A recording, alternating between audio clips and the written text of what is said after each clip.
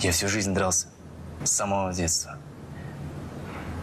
Чтобы найти чего-нибудь поесть.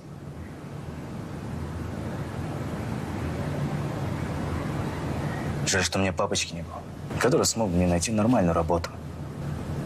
Бек, ты чего? Как ты со мной разговариваешь? Все кончено, Сара. Уходи. Я не хочу тебя больше видеть.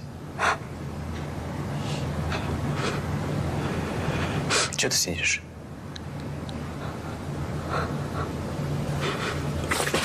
Я тебе сказал, уходи!